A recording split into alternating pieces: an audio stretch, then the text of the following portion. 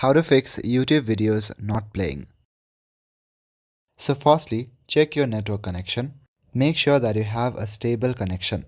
If your current network is lagging, then make sure to switch your network. Also, if you are trying to run YouTube on a web browser, then make sure to clear your cache. Tap on the three dot icon at the top right corner and click on Settings. Or you can simply click on Delete Browsing Data.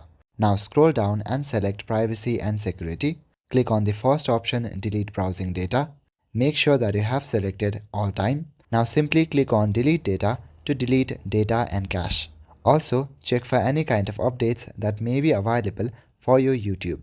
Go to App Store or Play Store and on the search bar, type in YouTube.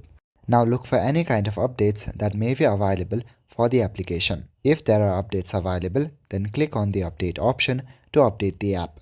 Once the app is updated, go back to your home page.